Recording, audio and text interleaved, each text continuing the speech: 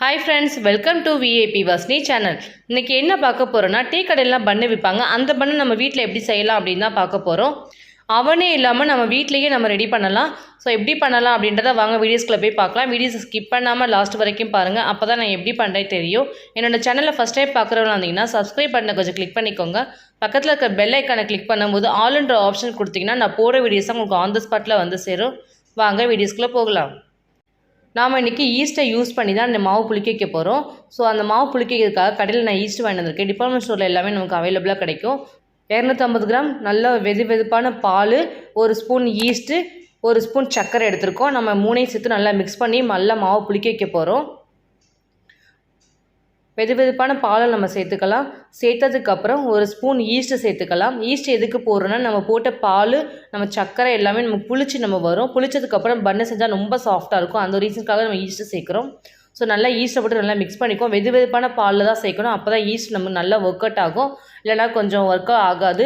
அதனால் கொஞ்சம் வெதுப்பான பாலில் சேருங்க. தேவையான அளவுக்கு ஒரு பேன் எடுத்துக்குவோம். 1 கப்பு மைதா மாவு எடுத்துருக்கோம். அந்த எடுத்துருக்க மைதா மாவை நம்ம அந்த பேனில் சேர்த்துக்கலாம். ஒரு 3 ஸ்பூன் அளவுக்கு சர்க்கரை சேர்த்துக்கலாம். நம்ம புளிக்க வச்சுருக்க ஈஸ்ட்டை நம்ம சேர்த்து ஆட் பண்ணிக்க போகிறோம். ஆட் பண்ணி நல்லா மிக்ஸ் பண்ண போகிறோம்.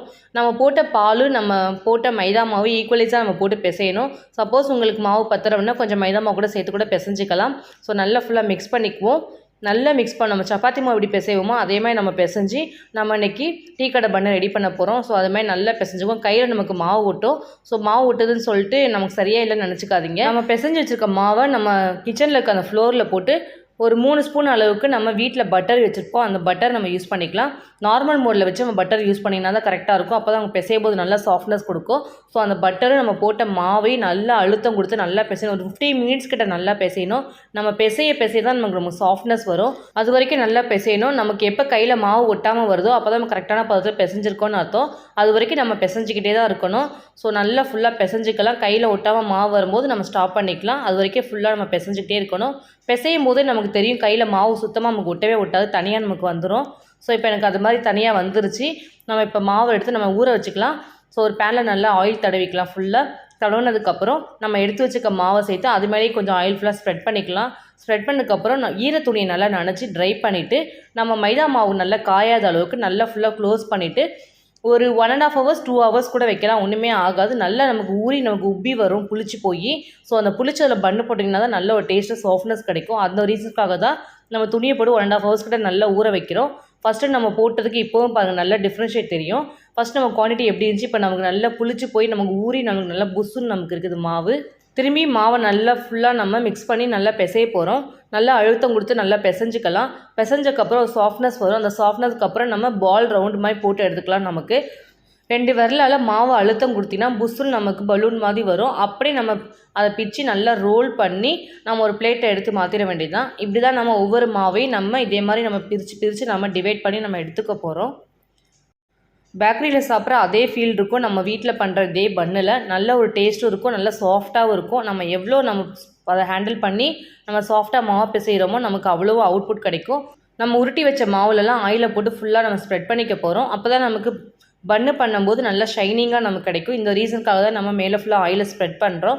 ஆயிலை ஸ்ப்ரெட் பண்ணி திரும்பி நம்ம துணியை போட்டு ஒரு 1 ஹவர் கழித்து ஊறினதுக்கப்புறம் நம்ம எடுத்து பார்த்திங்கன்னா திரும்பவும் நம்ம பிசைஞ்சு வச்சுக்க உருண்டையெல்லாம் நமக்கு உப்பி நல்லா பெருசாக நமக்கு கிடைக்கும். ஸோ அந்த கிடைக்கிற உருண்டையெல்லாம் நம்ம ஆயிலில் போட்டு பொரிச்சு எடுத்திங்கன்னா பன்னு ரெடி ஆகிடும். அடுப்பை பற்ற வச்சுப்போம். ஒரு பேன் வச்சுக்கலாம். தேவையான அளவுக்கு நிறைய எண்ணெய் சேர்த்துக்கலாம். அப்போ தான் நம்ம எண்ணெய் ஊற்றுனதுக்கப்புறம் நமக்கு ஃப்ரை பண்ண நமக்கு ஈஸியாக இருக்கும். ஸோ அதனால் நிறைய எண்ணெய் ஊற்றிக்கலாம். அதுக்குள்ளே நம்ம உருட்டி வச்சுக்க மாவை பார்க்கலாம். மாவுலாம் நமக்கு நல்லா புஸ்ஸுன்னு வந்திருக்கு. ஸோ இதை நம்ம அப்படியே ஒன்று ஒன்றா எடுத்து நம்ம ஆயிலில் போட்டு ஃப்ரை பண்ணி எடுக்க வேண்டியது தான். ஸோ எண்ணெய் நல்லா காஞ்சிச்சான்னு பார்க்கலாம். எண்ணெய் நல்லா ஹீட் ஆகிடுச்சு. இப்போ நம்ம எடுத்து வச்சுருக்க ஒவ்வொரு மாவையும் தூக்கி நம்ம ஆயிலில் போட்டு பொரிச்சு எடுக்க வேண்டியதுதான். போடும்போது ஸ்லோவாக போடுங்க. வெயிட்லெஸ்ஸாக தான் இருக்கும். பட் ஆனால் கேர்ஃபுல்லாக போடுங்க. நல்லா ஒவ்வொரு பக்கம் போட்டு திருப்பி விட்டிங்கன்னா டீ கடையில் இருக்கிற அதே பன்னு நம்ம வீட்டிலே ரெடி பண்ணி நம்மளே சாப்பிட்லாம். ஸோ இதே மாதிரி ரெடி பண்ணிட்டிங்கன்னா பன்னு செம்ம டேஸ்ட்டாக இருக்கும். சாஃப்ட்னஸாகவும் இருக்கும். ஸோ நல்லா 2 பக்கம் வேகட்டும். அடுப்பை ஃபுல்லாக நார்மல் ஃப்ளேமில் வச்சு வேக வைங்க. அப்போ தான் நமக்கு பன்னு நல்லா குக் ஆகிடும். உள்ள மாவே இருக்காது. நல்லா வேகும். அடுப்பை ஃபுல்லாக ஸ்லோவில் வச்சு வேக வச்சிங்கன்னா திருப்பி விட்டிங்கன்னா நல்லா பன்னு வெந்துடும். நமக்கு ஆயிலில் ஃப்ரை பண்ணி எடுக்கிறது தான். ஆனால் ஆயிலே நமக்கு இருக்காது அந்த பன்னில். ஸோ இதே மாதிரி ஒவ்வொரு பன்னையும் போட்டு நம்ம ஆயிலில் போட்டு பொரிச்சு எடுத்துட வேண்டியது தான். பொரிச்சு எடுத்ததுக்கப்புறம் ஒரு பிளேட்டில் மாற்றினதுக்கப்புறம் ஒரு 1 ஹவர் கழிச்சு தான் நம்ம பிச்சு சாப்பிட முடியும். நார்மல் மோடில் வச்சுட்டு 1 ஹவர் ஆறுனதுக்கப்புறம் நம்ம எடுத்து சாப்பிட்டீங்கன்னா ரொம்ப சூப்பராக இருக்கும். இன்றைக்கி என்னோடய ஸ்டைலில் உங்களுக்கு நான் டீ கடையில் எப்படி நமக்கு பன்னு செய்வாங்களோ அதே மாதிரி நான் செஞ்சு காமிச்சிருக்கேன்.